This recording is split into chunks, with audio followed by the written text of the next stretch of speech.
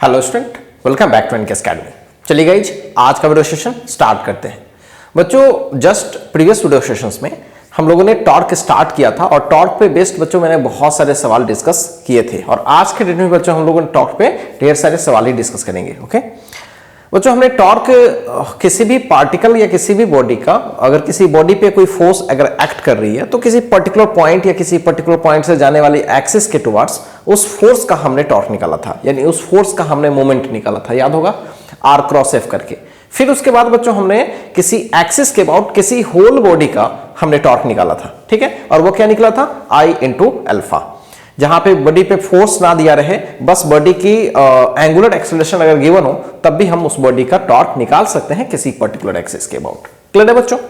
तो चलिए बच्चों अब आगे बढ़ते हैं और बच्चों प्रीवियस वीडियो सेशन में हम लोगों ने बहुत सारे सवाल प्रैक्टिस किया था। आज के डेट में बच्चों हम लोग ढेर सारे सवाल प्रैक्टिस करेंगे। चलिए आज स्टार्टिंग में एक छोटा सा सवाल लेते हैं, दो सेम ही वैरायटी का सवाल लेंगे। हिंज वाली सवाल मैं फिर से एक बार लेता हूं। सपोज कीजिए कि हमारे पास कोई एक रॉड है, ऐसे सिंपल, ठीक है, और इसकी लेंथ L ले लेते हैं, मास M ले लेते हैं। ओके, इनिशियली ये रेस्ट में और यहीं से हमने रिलीज किया। ओके, जैसे ही बच्चों रिलीज किया इसे, उसके बाद आपसे पूछा गया है रिलीज करने के बाद हिंज पे कितना फोर्स लगेगा। सिंपल सवाल है, हिंज पे कितना फोर्स लगेगा, बहुत ही सिंपल सवाल। Find the force on hinge just after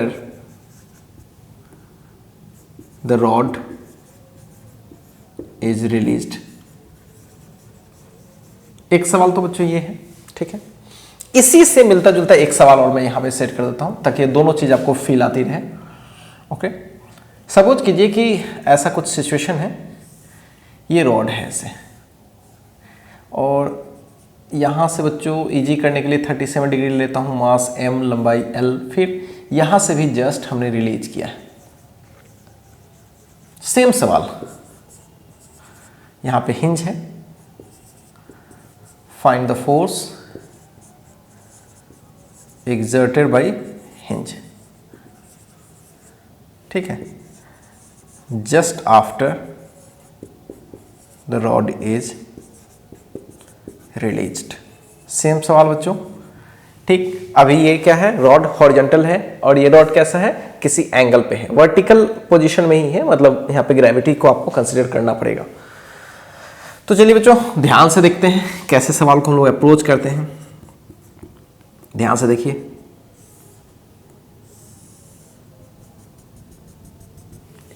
बच्चों हिंज किसी भी डायरेक्शन में फोर्स लगा सकती है। ओके, मान लीजिए कि ये जो हिंज है इस रॉड पे ऊपर के डायरेक्शन में कुछ फोर्स लगा रही है, क्लियर है, और मान लीजिए कि एक्स के डायरेक्शन में भी कुछ फोर्स लगा रही है, एन वाई, और ये सपोज कीजिए। ओके, इस रॉड की मास क्या है बच्चों, mg, m है तो वेट mg। इसको टॉर्क कौन प्रोवाइड कर रहा है, ये हिंज है ओ, तो हिंज के अबाउट इस पे टॉर्क कौन प्रोवाइड करेगा, हिंज के अबाउट तो ऑब्वियसली mg ही टॉर्क प्रोवाइड करेगा बच्चों। क्लियर है, हिंज के अबाउट कौन प्रोवाइड करेगा, mg। ध्यान से देख लो, क्योंकि हिंज के अबाउट कोई भी फोर्स ny तो टॉर्क देगा नहीं, क्योंकि उसी पॉइंट से गुजर रही है, nx भी उसी पॉइंट से गुजर रही है, ये टॉर्क देगा नहीं, तो mg ही टॉर्क देगा। तो टॉर्क अबाउट क्या होगा, mg into perpendicular distance which is l/2। Clear है, क्या बच्चों हम इसको आई अल्फा लिख सकते हैं, आई को मैं लिख सकता हूं ml²/3 and L cancel, so alpha will be 3g/2l। तो ये तो हमने अल्फा निकाल लिया बच्चों इस रॉड का, ठीक है, इस पोजीशन पर इसकी अल्फा क्या है हमने निकाल लिया। ओके, अब बच्चों ध्यान से सुनिए, चूंकि इसे हमने रेस्ट से रिलीज किया है तो आपको पता है कि इनिशियल में ओमेगा तो 0 होगी, ठीक। अब ध्यान से सुनिएगा, इनिशियल ओमेगा क्या होगी बच्चों, 0, उस समय में ओमेगा क्या होगी, 0 होगी, ठीक। अब इस रॉड पे अगर मैं इक्वेशन लिखूं, काइनेमेटिक्स वगैरह इक्वेशन लिखूं अगर, तो इस रॉड पे y के डायरेक्शन में कितनी फोर्स और x के, तो y के डायरेक्शन में एक mg फोर्स है और एक ny, तो ऐसा लिखते हैं बच्चों, mg minus ny equals m into mass of centre. जब पूरे होल बॉडी पर जब फोर्स इक्वेशंस लिखते हैं तो सेंटर ऑफ मास से चीजों को डील करते हैं। तो mg नीचे, ny ऊपर इस रॉड पे, और नीचे m into acceleration of centre of mass. mg minus ny m into acceleration of centre of मास क्या है बच्चों? तो alpha into r। So alpha into r का मतलब L/2। सो ये रहा mg minus ny equals m। Alpha बच्चों हमने निकाल के रखा हुआ है 3g/2l, और ऑलरेडी L/2 है, L से L कैंसल, तो ये हो जाएगा 3mg/2। सो mg minus ny equals 3mg/4 आ रहा है, 2 नहीं है। सो mg minus 3mg/4 equals ny। तो इस तरह से ny क्या आ जाएगा बच्चों? mg/4। तो y के डायरेक्शन में क्लियर है, इतनी हिंज फोर्स लगा रही है। अब बच्चों x के डायरेक्शन में एक ही फोर्स लग रहा है nx, लेकिन आप सब लोगों को पता है जस्ट रॉड को रिलीज करें तो बच्चों इसकी जो सेंटर ऑफ मास की ये जो एक्सेलरेशन है ऑब्वियसली इधर ही होगी। तो इस एक्सेलरेशन का इस साइड में या इस साइड में कोई कंपोनेंट नहीं है, x में कोई एक्सेलरेशन ही नहीं है, तो मास इंटू एक्सेलरेशन कुछ है ही नहीं x के डायरेक्शन में। सो nx कुछ होगा ही नहीं। तो हिंज केवल और केवल कितनी फोर्स लगा रही है बच्चों? y के डायरेक्शन में लगा रही है, और कितनी लगा रही है? mg/4। क्लियर है बच्चों? अब यही सवाल बच्चों, इसी टाइप का सवाल यहाँ पे है। अब आपके दिमाग में हो रहा होगा सर लगभग चीजें सेम है। हाँ, लगभग चीजें सेम है, ठीक है। आइए मैं इसको बनाता हूँ, बहुत मजा आएगा बच्चों बनाने में, क्योंकि जस्ट उसी तरह का सवाल है। ये हमारा रॉड है, ओके। फिर से ये हिंज, इस पर ऊपर फोर्स लगाएगी ny, और इस साइड में कुछ फोर्स मान लीजिए लगा रही है nx। यहाँ पे mg सीधे एक्ट करेगा, क्लियर है बच्चों, पूरा लंबाई l। लेकिन गौर से देखने की चीज है, ये 37, तो mg का कौन सा कंपोनेंट? ये वाला mg cos 37, और इस साइड में mg का sin 37। क्लियर है बच्चों? ओके, ध्यान से देखिए। अगर हम लोग टॉर्क निकालने की कोशिश करें, टॉर्क अबाउट O, तो जस्ट पहले की तरह, लेकिन अब की बार फोर्स इनटू परपेंडिकुलर डिस्टेंस ऐसे भी देख सकते हैं, या perpendicular force into distance direct भी लिख सकते हैं। तो परपेंडिकुलर फोर्स क्या है बच्चों? mg cos 37 है into this perpendicular which is L/2। Clear है? उस समय तो ये इस वाले पोजीशन पे था, तो फोर्स और परपेंडिकुलर डिस्टेंस। अब की बार क्या है बच्चों? थोड़ा ये है, तो फोर्स तो ऐसे होगी, परपेंडिकुलर डिस्टेंस ये वाला, या फिर फोर्स का परपेंडिकुलर कंपोनेंट ले लो और ये डिस्टेंस। दोनों तरीके से टॉर्क निकाल सकते हो, एज यू विश, जो आपको अच्छा लगे। I इंटू अल्फा कर लेते हैं, और बच्चों ये 4/5 होगा, L/2। सो I क्या होगा? ml²/3 अल्फा, एंड ऊपर क्या हो जाएगा? 2mgl/5, ml cancel. So alpha will be 6/5 gl। Clear है? तो ये बच्चों ये अल्फा हमें पता पड़ गया। क्लियर है? तो इसका अल्फा हमें पता पड़ गया। अब ध्यान से देखिएगा क्या सिचुएशन क्या है, उसको अच्छे से बात कीजिए। इसकी अल्फा हमें पता पड़ गई। क्लियर है? अब बच्चों ये अल्फा है, ये इसका सेंटर ऑफ मास है। क्लियर है? इस पर एक फोर्स हमने ऊपर दे रखा है और एक फोर्स इस साइड में, ये nx है, ये ny। जस्ट पहले की तरह मैं कर रहा हूँ, और नीचे फोर्स कौन सा लग रहा है? mg। ओके, और कोई फोर्स नहीं है। लेकिन बच्चों ध्यान से देखिए, यहाँ पे अगर हम अच्छे से देखें, चीज़ों को अच्छे से वॉच करें, तो इस अल्फा की वजह से इसमें जो सेंटर ऑफ मास में जो एक्सेलरेशन आएगी वो इस साइड में जस्ट परपेंडिकुलर टेंजेंशियल होगी। एक्चुअली टेंजेंशियल होती है ना एक्सेलरेशन, तो this is alpha into L/2, तो ये होगी सेंटर ऑफ मास की एक्सेलरेशन। अगर मैं निकालूँ तो अल्फा इंटू L/2 होगी। ओके, अब बच्चों ध्यान से देखिएगा, इस एक्सेलरेशन को हम चाहे तो दो कंपोनेंट में तोड़ सकते हैं आसानी से। अगर ये 37 है तो डेफिनेटली ये भी 37 हो जाएगा। ओके, क्लियर है बच्चों? 37 हो जाएगा। सो नाउ इस साइड में AC cos 37 होगा और इस साइड में AC sin 37। इस चीज को अच्छे से बात कीजिए। अब क्यों कंपोनेंट में तोड़ रहे हैं उसका लॉजिक सुनिए। पहले यहां पे तो एक्सेलरेशन केवल और केवल y में था। ओके, लेकिन अभी यहाँ जो एक्सेलरेशन है बच्चों ये किसी एंगल पे है, तो y में भी हमें देखना पड़ेगा और x में भी देखना पड़ेगा कंपोनेंट, क्योंकि हमें as a whole centre of mass पे या पूरे होल बॉडी पे हमें क्या करना पड़ेगा, इक्वेशन ऑफ जो फोर्सेस है, फोर्स इक्वेशंस है वो यूज करना पड़ेगा, इसलिए मैं ऐसा कर रहा हूँ। अब ध्यान से देखिएगा, इस रॉड पे अगर मैं x के डायरेक्शन की बात करूं और y की, तो y में ऊपर क्या लग रहा है बच्चों, ny, और नीचे क्या लग रहा है, mg। नीचे क्या लग रहा होगा, mg। अच्छे से देखिएगा, नीचे क्या लग रहा होगा, mg। तो नीचे फोर्स mg, ऊपर लग रहा है ny equals mass of acceleration, mass into acceleration of centre of मास, लेकिन किस डायरेक्शन में, y डायरेक्शन में। ध्यान रखिएगा किस डायरेक्शन में, y डायरेक्शन में। सो mg minus n of y मास और acceleration of centre of mass along y, वो क्या है बच्चों, वो क्या है, AC cos 37। बिल्कुल, तो वो होगा AC cos 37, और AC क्या है, अल्फा इंटू L/2। तो ध्यान से देखिएगा, alpha into L/2 into cos 37। यहां तक तो क्लियर बच्चों, जगह कम पड़ रहा है, मैं इसको साफ करता हूं, ठीक है। तो वीडियो को पॉज करके पहले आप इस चीज को अच्छे से देख लीजिएगा, मैं इसको साफ करता हूं।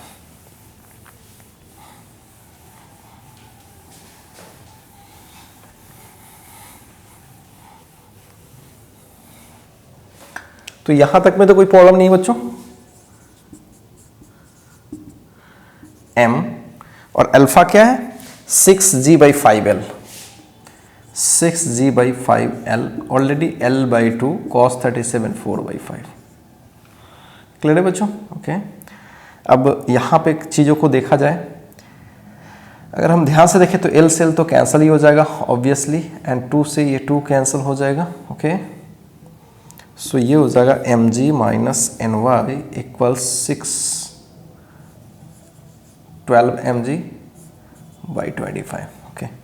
सो n ऑफ y निकाले तो क्या होगा, mg माइनस 12 mg/25, तो ये हो जाएगा 13 mg।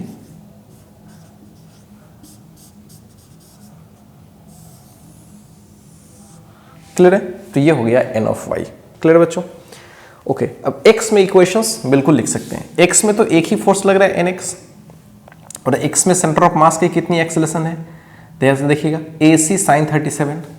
तो इन x डायरेक्शन, यहां पे किस डायरेक्शन में लिख रहा हूं, y डायरेक्शन। तो आप चीजों को अच्छे से लिख लीजिएगा,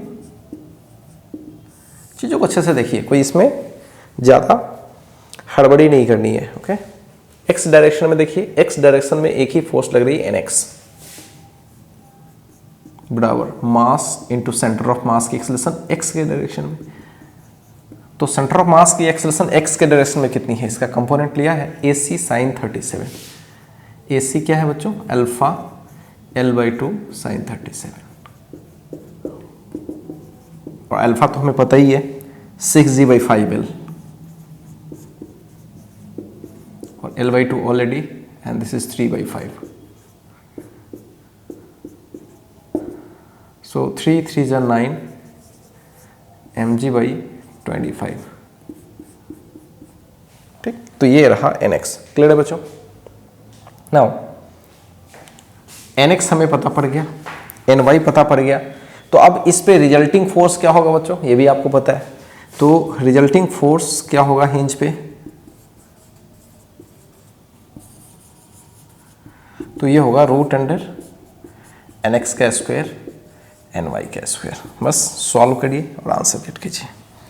तो nx आपको पता ही है 9 mg/25 का whole square, and this is 13 mg/25 का होल स्क्वायर। सिंपल है बच्चों, m स्क्वायर j स्क्वायर तो एक बार बाहर आ जाएगा ऑब्वियसली, 25 का स्क्वायर दोनों में है वो भी बाहर आ जाएगा, ओके। तो mg/25 तो सीधे सीधे बाहर हो जाएगा, दोनों में है, ओके। एंड यहाँ 9 का स्क्वायर और 13 का स्क्वायर,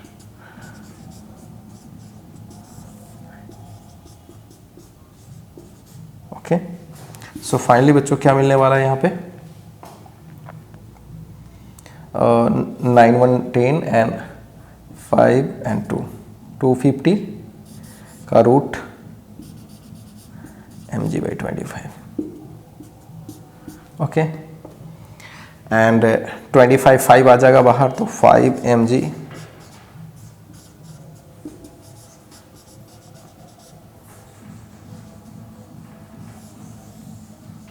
तो ये हो जाएगा नेट फोर्स।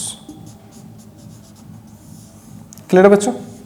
कुछ भी खास नहीं है, आप चीज़ों को एक बार अच्छे से विजुअलाइज कीजिए, है ना। केवल अल्फा निकाल लो, अल्फा निकालने के बाद सेंटर ऑफ मास की एक्सेलरेशन पता है आपको, A C equals alpha into L by two. Centre of mass की लोकेशन जहाँ पे होगी ए सी जो होगी वो होगी alpha into L by to. अब बच्चों एक बार सेंटर ऑफ मास की एक्सेलरेशन मालूम होगी, ठीक है, तो उसके बाद क्या करो, फोर्स इक्वेशन सिंपली लिख लो, उस रॉड पर हिंज के द्वारा लगाए गए फोर्सेस को देख लो, एक्स के डायरेक्शन में अलग, वाई के डायरेक्शन में अलग। मैंने पहले भी बता रखा था कि हिंज किसी भी डायरेक्शन में फोर्स लगा सकती है। क्लियर बच्चों? होपफुली बच्चों यहाँ तक कंसेप्ट क्लियर हो रहा होगा, बहुत ज़्यादा कन्फ्यूजन इसमें होना नहीं चाहिए। अब बच्चों इसी पे बेस्ड, इसी टाइप का जेईई में बहुत साल पहले एक सवाल किया गया था। सवाल बहुत टफ तो नहीं था, इजी था, लंबा सवाल लिखा गया था, मैं उसको छोटा करके लिख करके मैं उसे सॉल्व करने की कोशिश करता हूँ जस्ट इसके बाद। क्लियर है? पहले आप इसको कॉपी कीजिए।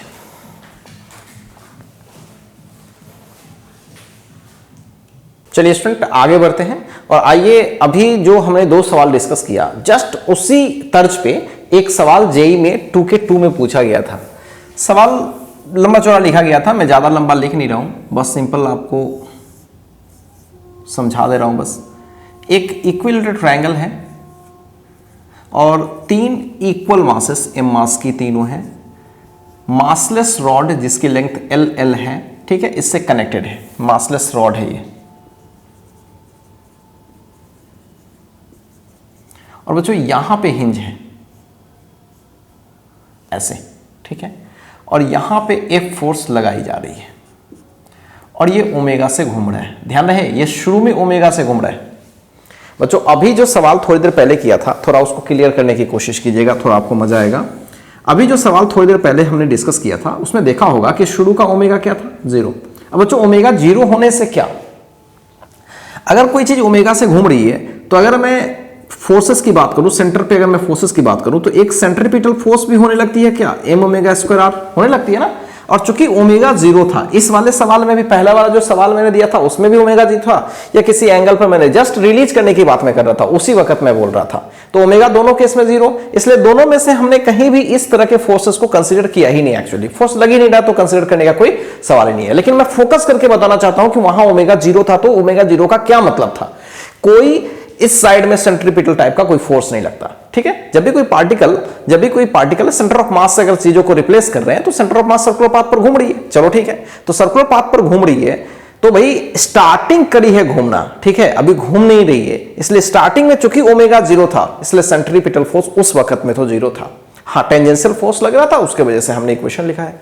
लेकिन पहली बार बच्चों ऐसा सवाल मिल रहा है, हालांकि कल भी ऐसा सवाल को मैंने बताया था अभी, आप हमारे पास एक इक्विलेटरल ट्रायंगल है, यहाँ पे हिंज है, ये मासलेस रॉड से कनेक्टेड है, ये फोर्स लगा रहे हैं और बच्चों इसकी ओमेगा है, एंगुलर वेलोसिटी शुरू की क्या है, ओमेगा, ये दिया गया है। मतलब इसमें आपको शुरू में ओमेगा जो ले लिया हमने, क्वेश्चन में गिवन था, तो भाई आपको सेंट्रीपिटल फोर्स भी कंसीडर करना पड़ेगा, ठीक है। तो सवाल क्या पूछा गया था बच्चों, सवाल पूछा गया था यहाँ पे कि इस हिंज के द्वारा या हिंज पे कितना फोर्स लगेगा, ठीक है, एक्स के डायरेक्शन में और वाई के डायरेक्शन में। Find the force on hinge in X and Y direction. Net force भी बता सकते हो, तो केवल हिंज पे फोर्स, और सिचुएशन सब कुछ गिवन है, ओके, ओमेगा के टर्म में आंसर करनी है, एफ के टर्म में करनी है, एम एल वगैरह के टर्म में करनी है। क्लियर बच्चों?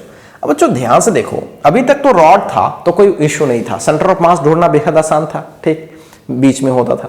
लेकिन अभी हमारे पास क्या है, 3 अलग बॉडी दे दिया गया, तो इसका सेंटर ऑफ मास यहीं पे कहीं होगा।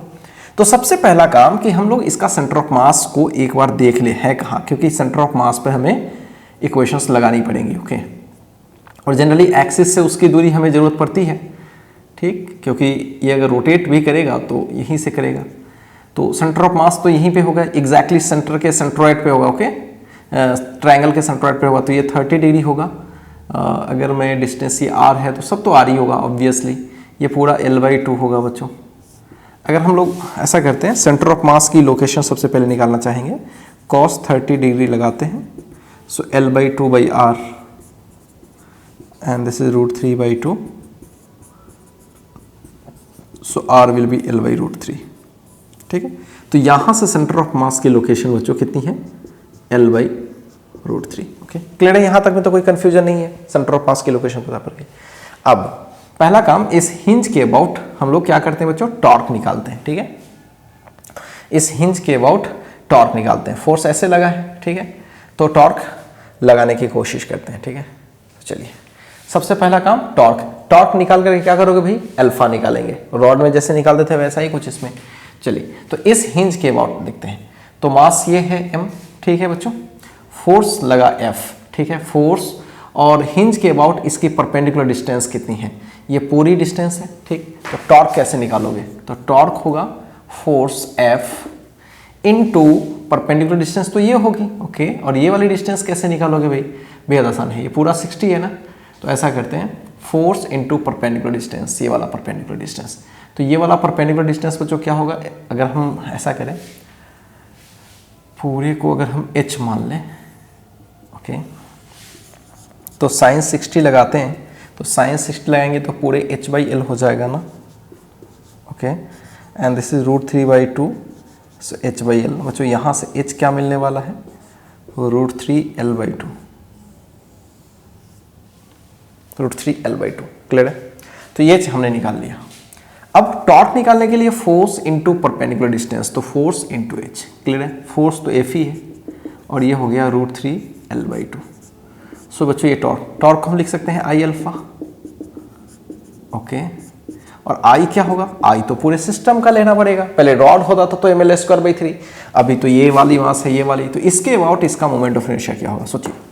सॉरी, तो बच्चों अगर मैं इस पूरे सिस्टम का मोमेंट ऑफ इनर्शिया इसके अबाउट निकालूं, तो ये मास से गुजर रही है, तो इसका तो होगा नहीं, इसका होगा m, और ये परपेंडिकुलर डिस्टेंस ये तो ml², इसका ml², तो 2ml² होगा। सो 2ml² अल्फा,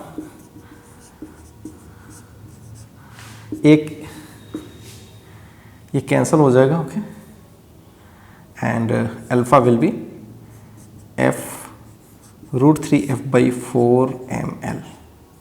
तो जो ये हो गया अल्फा। ओके, अल्फा भी निकाल लिया। अब क्या करें, अल्फा निकल गया एंड सेंटर ऑफ मास की लोकेशन तो पता ही है। अब बच्चों क्या करेंगे, रॉड की तरफ सोचो, अल्फा निकल गया तो भाई अब हम सेंटर ऑफ मास की लीनियर एक्सेलरेशन तो निकाल ही सकते हैं, बिल्कुल। तो सेंटर ऑफ मास यहां पे कहीं है, तो इसकी लीनियर एक्सेलरेशन किधर होगी, इस साइड में। ठीक है, टेंजेंशियल ही होगी ना बच्चों, तो बिल्कुल टेंजेंशियल होगी, तो ऐसे, तो इससे सेंटर ऑफ मास से यहां से एक लाइन मिला दो, हिंज से मिला दिया, और इसके परपेंडिकुलर, तो ये सेंटर ऑफ मास होगी। अब हिंज पे जो फोर्सेस है, हिंज के द्वारा इस वाले ब्लॉक पर या सिस्टम पे फोर्स है, एक x में मान लो nx है और दूसरा मान लो ny। क्लियर है? अब बच्चों ये सेंटर ऑफ मास पे पूरा सिस्टम को लगाते हैं, तो कैसे लिखते हैं सब आपको पता है। पूरे सिस्टम को कैसे लिखेंगे, चलिए, तो भाई x के डायरेक्शन में लिखते हैं, इन x डायरेक्शन। ओके, तो x डायरेक्शन में कैसे लिखेंगे, x डायरेक्शन में nx फोर्स लग रही है और साथ साथ क्या फोर्स लग रही है, f, दो फोर्स लग रही है पूरे सिस्टम पे, तो f + nx, पूरा सिस्टम का मास इनटू, तो पूरे सिस्टम का मास m 3m into acceleration of centre of mass. Clear है? पूरे सिस्टम का मास क्या होगा, 3m हो जाएगा। ऑब्वियसली सिस्टम का सेंटर ऑफ मास किस एक्सेलरेशन से आ रही है, AC से आ रही है, और AC का वैल्यू क्या होगा, जरा उसे कैलकुलेट करते हैं। तो AC का वैल्यू होगा अल्फा इंटू उसकी यहां से यहां तक की डिस्टेंस r। क्लियर है बच्चों, अल्फा इंटू r, और अल्फा इंटू r क्या है वो जरा ध्यान से देखो। अल्फा तो अभी अपने कैलकुलेट कर रहा है, √3f/4ml इंटू r क्या है, तो यहां से यहां तक की दूरी r, और r क्या है बच्चों, यहां से निकाल के रखा है l/√3। ओके, सो l/√3, √3 से √3 कैंसिल, ये भी कैंसिल, ये भी कैंसिल, तो f + nx will be 3f/4, I think यही होगा, 3f/4, नहीं, यस यही होगा। ठीक है बच्चों, यही होगा। ओके, एक बार चेक कर लेते हैं, कुछ गड़बड़ी तो नहीं है। अल्फा √3f/4ml सही है, और l/√3 ओके सही है। तो nx क्या आ जाएगा, निगेटिव आ गया। निगेटिव का मतलब बच्चों हमें डायरेक्शन तो पहले से एग्जैक्ट पता नहीं रहता है, तो -a/4, मतलब हमने सोचा कि इस पे फोर्स x में ऐसे लग रही नहीं बल्कि ऐसे लग रही है। ठीक, चलिए ठीक है, क्योंकि ऐसे भी जब कोई सिस्टम आगे बढ़ेगी तो हिंज पे फोर्स आगे लगाएगी, तो हिंज उस पर किधर लगाएगा फोर्स, पीछे, तो कोई दिक्कत नहीं है, पीछे फोर्स लग रहा है। ओके, अब बच्चों क्या करें, y के डायरेक्शन में। ठीक है, ये x डायरेक्शन में लिख दिया, इन y डायरेक्शन, y डायरेक्शन में कितनी फोर्स है, ny ऊपर, किधर है, ny ऊपर। क्लियर बच्चों, ध्यान से देखना, y के डायरेक्शन में क्या है, ny ऊपर है। ठीक है, और ध्यान रहे ये सारा का सारा कहाँ रखा गया है, हॉरिजेंटल, ध्यान रखिएगा, ये थोड़ा कंफ्यूजन होगा, ये हॉरिजेंटल प्लेन पे रखा गया था। ठीक है, तो आप mg मत सोच लेना, तो ny ऊपर लग रहा है बच्चों, और चूंकि ये ऐसे घूम रही है, वो कितने से घूम रही है, ओमेगा से उस समय घूम रही है। तो आपको पता है कि ओमेगा अगर है तो सेंट्रीपिटल भी हम लोग यूज करेंगे। ठीक है, क्या centripetal, m omega square r centripetal force. ठीक है, तो ny इस साइड में है। क्लियर बच्चों, तो ny equals m centre of मास का। ठीक, तो m तो भाई 3m होगा ना, क्योंकि पूरे सिस्टम का ले रहे हैं तो 3m ही होगा, m omega square into R. Clear बच्चों, m omega square into R, तो 3m। ठीक है, ओमेगा स्क्वायर गिवन ही था और r हमने देखा ही है L/√3, तो इस तरह से √3m ओमेगा स्क्वायर, तो ये n ऑफ y हो गया। तो y के डायरेक्शन में ये फोर्स हो गया और x के डायरेक्शन में बच्चों ये फोर्स हो गया, दोनों फोर्स हो गया। क्लियर है, तो क्या पूरी बातें समझ में आ रही है बच्चों, क्या ये कंसेप्ट 100% क्लियर होगा। थोड़ा देखने में कंफ्यूजन तो हो रहा ही है कि सर सवाल बड़ा कॉम्प्लेक्स है, एफ दे दिया, ओमेगा दे रखा है, ठीक है, और फिर सिस्टम पे फोर्स लगा करके फिर पूछा जा रहा है कि हिंज पे कितना फोर्स। लेकिन अगर बच्चों सिस्टम से चीज़ों को करें तो चीज़ें बहुत ही आसान हो जाती है। चीज़ों को एक बार देखें, विजुलाइज कीजिए, और नहीं होता है तो बच्चों एक दो बार इसको रिवाइज करने की कोशिश कीजिए, और मेरी हर एक बात पर थोड़ा सा गौर फरमाइएगा मैंने क्या क्या बोला है।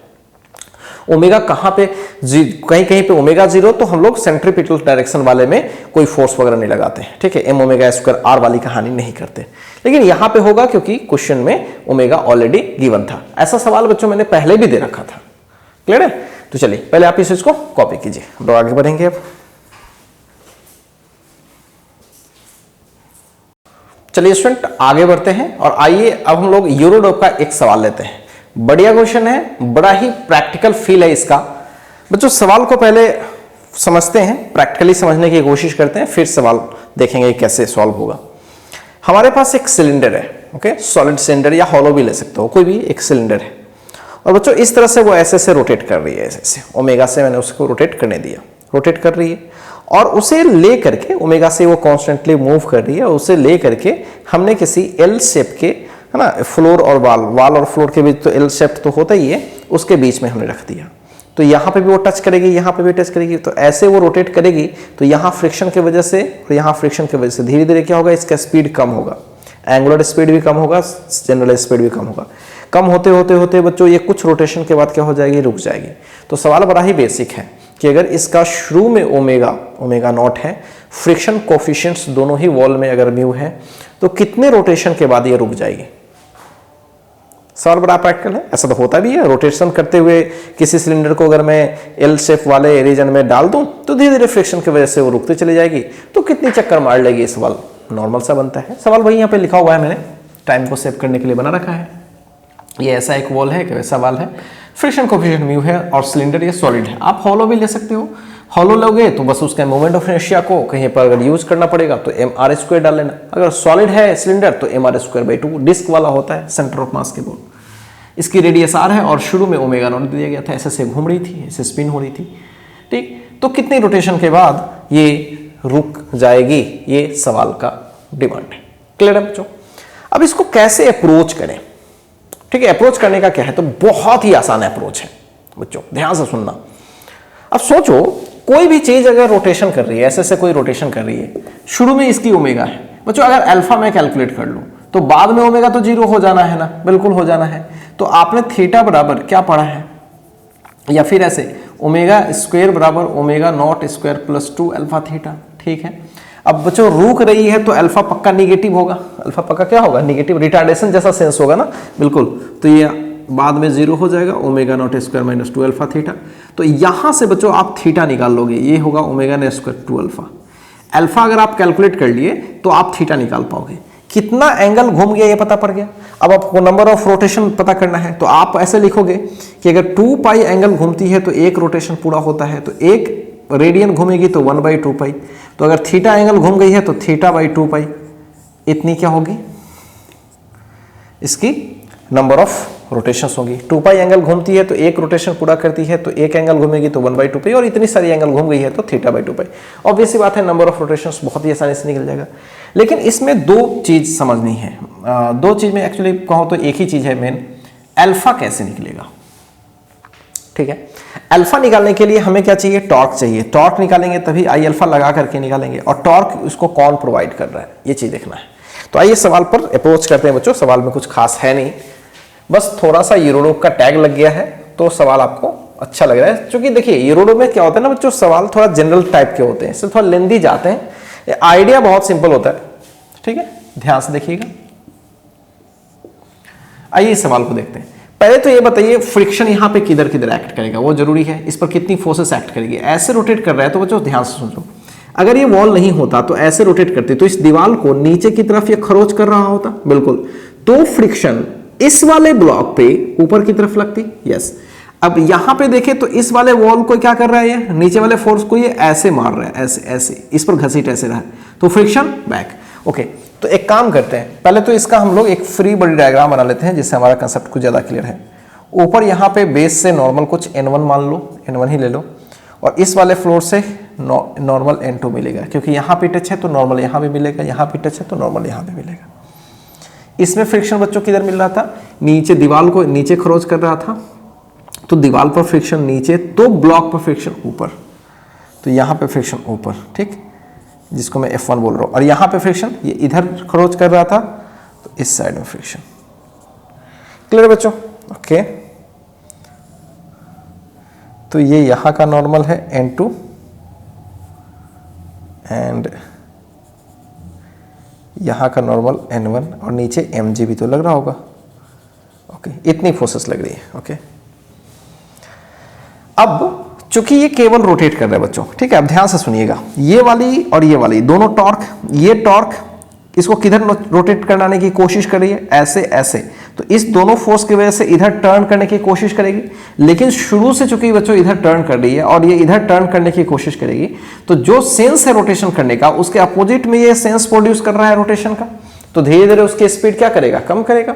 कोई ऐसे रोटेट करना चाहता है और कोई फोर्स या टॉर्क लग करके उसको ऐसे रोटेट करने की कोशिश में है, ठीक, तो ऑब्वियसली धीरे धीरे इसकी स्पीड कम होगी। जैसे सिंपली सोचो, कोई बॉडी आगे जाना चाहती है और एक्सेलरेशन कोई पीछे लगा दे, तो धीरे धीरे इसकी स्पीड कम होगी। सिमिलरली इसका सेंस ऑफ रोटेशन कैसे है बच्चों, शुरुआत में ऐसे, और एंगुलर एक्सेलरेशन के वजह से जो सेंस ऑफ रोटेशन है कुछ ऐसे है, तो ऑब्वियसली बात है कि धीरे धीरे इसकी स्पीड, एंगुलर स्पीड कम होगी और एक समय में रुक जाएगा। और ये कौन लगा रहा है, ये रिटार्डिंग कह सकते हो, रिटार्डिंग टॉर्क है ये दोनों, है ना, F1 और F2। तो सबसे पहले टॉर्क का वैल्यू हम लोग कैलकुलेट करें, तो टॉर्क कौन प्रोवाइड करेगा, F1 और F2।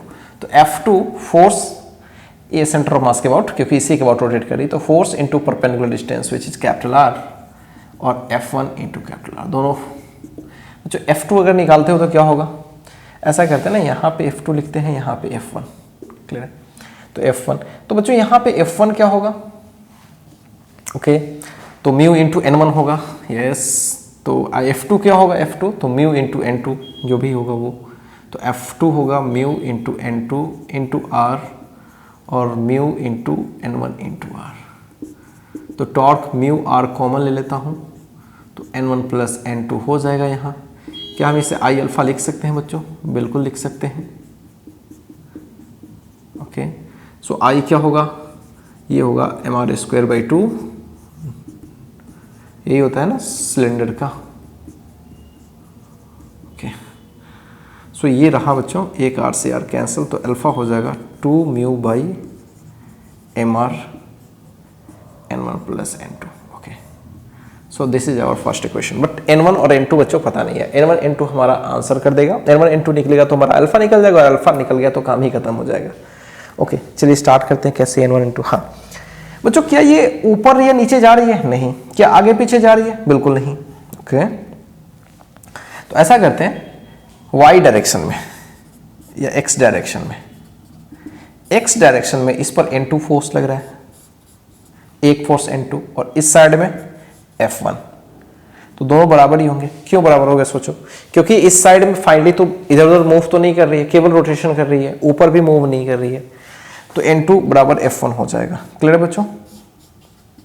और F1 को क्या लिख सकते हैं, म्यू इंटू N1। ओके, सो N1 और N2 इस तरह से रिलेट हो गए। और ऊपर वाली फोर्स, अगर मैं y डायरेक्शन की बात करूं तो y में नीचे mg और ऊपर N1 और F2 भी है, ऊपर F2 और N1 नीचे mg। F2 को लिख सकते हैं म्यू इंटू N2 और ये N1 mg, ये थर्ड है। अब बच्चों बेहद आसान है, इन दोनों को सॉल्व करके पहले N1 और N2 निकाल लें, क्योंकि वो हमारी प्राइमरी जरूरत है। जब N1 और N2 निकल जाएगा तो दोनों को ही किस में लौटा दे, इसमें लौटा दे। फायदा क्या होगा आपको पता है, जैसे ही N1 और N2 को बच्चों हम यहाँ पे लौटाएंगे वैसे ही हमारा क्या हो जाएगा, अल्फा पता पड़ जाएगा, और अल्फा पता पड़ जाएगा तो प्लानिंग हम लोग की तो पहले थी ही कैसे करना है। तो solving second and third, okay, solve करते हैं सेकेंड और थर्ड को। तो ऐसा करते हैं N2 की जगह पर यहाँ से वैल्यू डाल लेते हैं। Okay, so mu N2, okay, mu और N2 की जगह पर म्यू N1 डाल देते हैं, N1 इक्वल्स mg। सो बच्चों यहाँ से N1 कॉमन लेंगे डायरेक्ट, तो mu square plus 1, so mg by mu square plus 1, ये रहा N1। तो N2 क्या आ जाएगा, N2 आ जाएगा म्यू टाइम्स ऑफ N1, तो mu mg by mu square plus 1। Clear? दोनों को ऐड कर लेते हैं तो अल्फा निकल जाएगा, सो 2 म्यू बाई mr, दोनों को ऐड करते हैं बच्चों,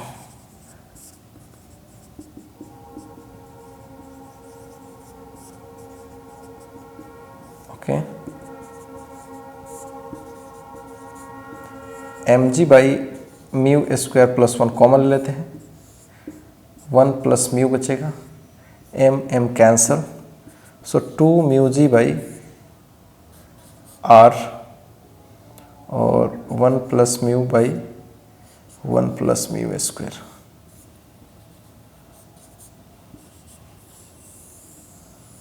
ये हो जाएगा अल्फा। क्लियर है? प्लानिंग खत्म, अल्फा निकल गया। अब तो आंसर्स कर ही लेंगे बच्चों। फाइनल ओमेगा क्या है, 0। इनिशियल ओमेगा क्या है भाई, ओमेगा नॉट ही है। ओके, अल्फा निकाल चुके हैं, तो omega square equals omega naught square minus 2 alpha theta direct कर लेता हूँ, सो 2 अल्फा थीटा, ये तो 0 ही हो जाएगा, सो omega naught square minus 2 alpha theta, so 2 alpha theta will be omega naught square, so theta will be omega naught square by 2 alpha. Okay, so theta will be omega naught square by 2 and alpha is 2 mu g by r, 1 plus mu by 1 plus mu square, so theta will be omega naught square, ऊपर चला जाएगा ये पूरा, r into 1 plus mu square, 4 mu g 1 plus mu, इसलिए number of rotations क्या हो जाएगा, number of theta by 2 पाई हो जाएगा बच्चों। क्लियर है? थीटा बाई 2 पाई कैसे किया था, याद होगा, 2 पाई एंगल घूमने पर एक रोटेशन पूरा होती है, तो एक पर तो थीटा बाई 2 पाई, तो ऐसे थीटा अगर हुआ है तो ऐसा ही कुछ हो जाएगा, तो 2 पाई से डिवाइड कर लो simply, so omega naught square r 1 plus mu square, 2 pi से तो 4 पाई आ जाएगा नीचे, mu g into 1 plus mu. So बच्चों दिस इज योर आंसर। कुछ भी खास नहीं है, प्लानिंग एकदम सीधा सा था, सवाल बड़ा ही प्रैक्टिकल था बच्चों, इसलिए बहुत मजा आता है ऐसे सवाल डील करने में। क्लियर है? आप चीजों को एक बार अच्छे से देख लीजिए, है ना। इसको टॉर्क कौन प्रोवाइड करेगा, ठीक है, रिटार्डिंग टॉर्क बोल सकते हो, तो एक इधर और एक इधर, दोनों का सेंस देखो। इसके बाद देखो, ये इसको फोर्स इनटू परपेंडिकुलर, ये कैसे नचाने की कोशिश कर रहा है, क्लॉकवाइज, ये भी कैसे नचाने की कोशिश कर रहा है, क्लॉकवाइज। अब बोलोगे सर mg n1 n2 इस सब का टॉर्क आपने नहीं लिया, बच्चों n2 तो o से ही जा रही है ना, n1 भी o से जा रही है, mg भी o से जा रही है, तो force into perpendicular distance o से कहाँ बनेगा। हाँ, अगर n2 बगल से जाती तभी तो परपेंडिकुलर डिस्टेंस कुछ बनता, n1 अगर बगल से जाती तो फोर्स n1 और परपेंडिकुलर डिस्टेंस बनता, तो ये तो सब o से ही जा रही है, जिसके अबाउट हम टॉर्क निकाल रहे हैं उसी से वो फोर्सेस की लाइन ऑफ एक्शन जा रही है, तो टॉर्क होने का सवाल ही नहीं पैदा होता। ओके, तो केवल F1 और F2 ही टॉर्क प्रोवाइड करेगी, और टॉर्क निकालने का मकसद हमारा शुरू में ही था कि अल्फा कैलकुलेट करना है। अब अल्फा कैलकुलेट किया तो इसमें मामला फंसा, n1 और n2 पता ही नहीं है, हमने ये देखा कि चूंकि ये केवल और केवल रोटेशन कर रही है तो ऊपर इसका नेट मोशन 0 है और लेफ्ट या राइट में नेट मोशन 0 है, तो ऊपर जितनी फोर्स होगी उतनी ही नीचे, राइट में जितनी फोर्स होगी उतनी ही लेफ्ट में। और इस तरह से हमने n1 और n2 कैलकुलेट कर लिया और लौटा दिया, अल्फा निकल गया और इक्वेशंस ऑफ रोटेशनल जो मोशंस होती है वो लगा दिया, हमारा आंसर आ गया। क्लियर बच्चों? बढ़िया सवाल है, इसको कॉपी कीजिए और खुद से ट्राई करने की कोशिश कीजिए। ओके,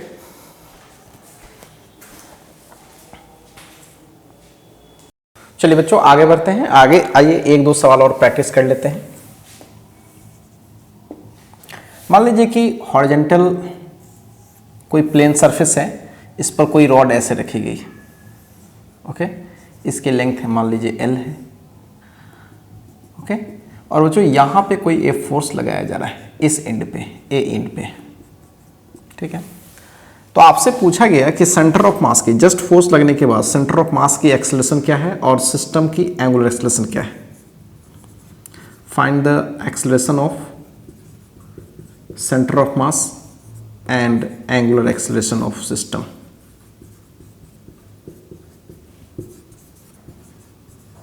ओके, रॉड की एंगुलर एक्सेलरेशन भी आपको बतानी है। ओके, ये किसी टेबल पे ऐसे रखा गया है, तो बहुत सिंपल सी बात है, अगर आप इसके इस एंड पे फोर्स लगाओगे तो पूरी सिस्टम किसके अबाउट रोटेट करेगी, सेंटर ऑफ मास के अबाउट।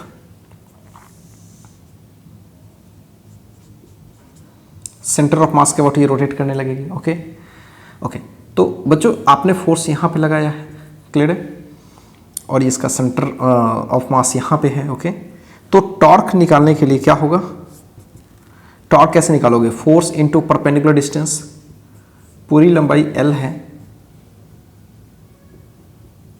तो फोर्स इनटू परपेंडिकुलर डिस्टेंस कितना, L/2, और टॉर्क हम क्या लिख सकते हैं, I इंटू अल्फा लिख सकते हैं,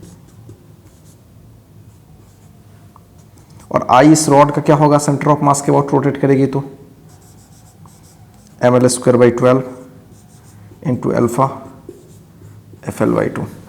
एक L से L कैंसिल हो जाएगा, 2 से 6 हो जाएगा, तो फाइनली क्या हो जाएगा, ml/6 equals F, so alpha will be 66/ml। सोचो ये अल्फा हो जाएगा पूरे रॉड का। ओके, अब एक्सेलरेशन ऑफ सेंटर ऑफ मास आपसे पूछा गया। ओके, तो बहुत सिंपल सी बात है, अगर हम पूरे सिस्टम की बात करें तो पूरे सिस्टम पर तो एक ही फोर्स F लग रहा है बस, और कुछ है ही नहीं, तो सीधे सीधे फोर्स लग रहा है और मास m है, तो भाई यही हो जाएगा एक्सेलरेशन ऑफ सेंटर ऑफ मास, इसमें तो कुछ खास भी नहीं है। क्लियर है बच्चों? बहुत ही सिंपल सी बात है, पूरे सिस्टम पर फोर्स आगे कितना लग रहा है F, वही वो एक्सेलरेशन करेगा सेंटर ऑफ मास का, तो क्या होगा भाई, ऑब्वियस सी बात है कि एक्सेलरेशन ऑफ सेंटर ऑफ मास बराबर F/m। क्लियर है बच्चों? ओके, अब इसी टाइप का सवाल अगर ऐसे दे दे, सिंपली इसी टाइप का सवाल अगर ऐसे दे दे, मान लो कि ये भाई 12 लेंथ का है और यहाँ से हमने F फोर्स लगाया, यहाँ से मैं लेता हूँ L/2 पे। क्लियर है? तो same situation, same concept, find A centre of mass and alpha of rod.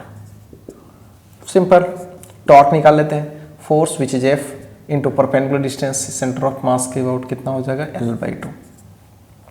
टॉ को क्या लिखोगे भाई, I टाइम्स ऑफ अल्फा, और अल्फा I क्या होगा, ml², L तो 2L है total, by 12।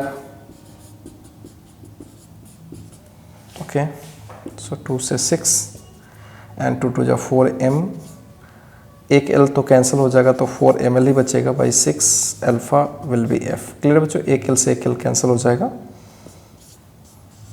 So alpha will be 3F/2ml।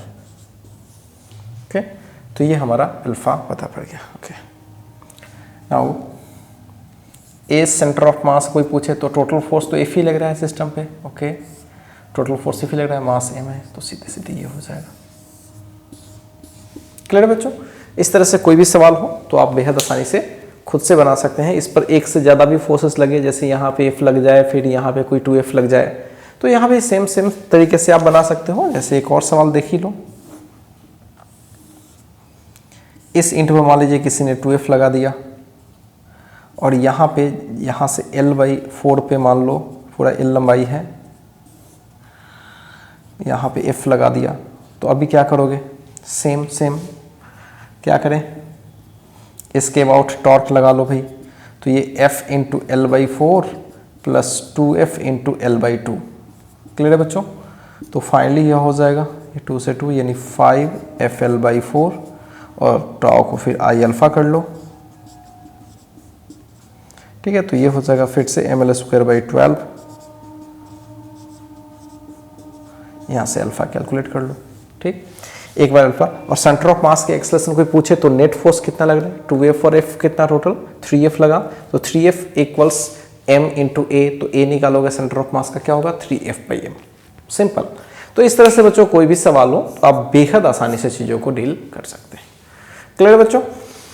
तो बच्चों इस तरह से टॉर्क में हमने बहुत सारे सवाल डिस्कस कर लिया। बच्चों अब मिलते हैं नेक्स्ट वीडियो सेशन में, और नेक्स्ट वीडियो सेशन में बच्चों हम लोग पुल्ले पे बेस्ड कुछ सवाल डिस्कस करेंगे। ठीक है, पुल्ले पे बेस्ड हालांकि आपने एनएलएम में सवाल डिस्कस किया है, लेकिन यहाँ पे जो पुल्ले पे बेस्ड हमें सवाल डिस्कस करेंगे थोड़े अलग वैरायटी का होगा। इसमें पुल्ले क्या होगा बच्चों, रोटेट करेगा। आपको याद होगा एनएलएम में मैंने जब बताया था तो पुल्ले वहां पे रोटेट नहीं करती थी, वो फिक्स्ड रहती थी। उसका ग्रूव इतना स्मूथ रहता था कि जो स्ट्रिंग थी उसी पर स्लीप करती थी। लेकिन अब की बार क्या होगी, वो रोटेट करेगी, तो उसकी रोटेशनल इफेक्ट हम लोग लेंगे, उसके मोमेंट ऑफ इनर्शिया वगैरह लेंगे, फिर ब्लॉक के एक्सेलरेशन के बारे में बात करेंगे। तो उसमें बच्चों ढेर सारे सवाल हम लोग करेंगे, पूरे एक वीडियो सेशन में हम लोग पुल्ले को कवर कर लेंगे। फिर उसके बाद बच्चों हम लोग बात करेंगे इक्विलिब्रियम वाली सिचुएशन। ठीक है, रोटेशन में इक्विलिब्रियम का क्या मतलब होता है। फिर उसके बाद बच्चों हम लोग का टॉर्क की पूरी कहानी लगभग खत्म हो जाएगी। क्लियर बच्चों? तो अभी हम लोग 2 वीडियो सेशन में चीजों को कंप्लीट कर लेंगे टॉर्क को। तो बच्चों आज के वीडियो सेशन को रखते हैं इतना ही।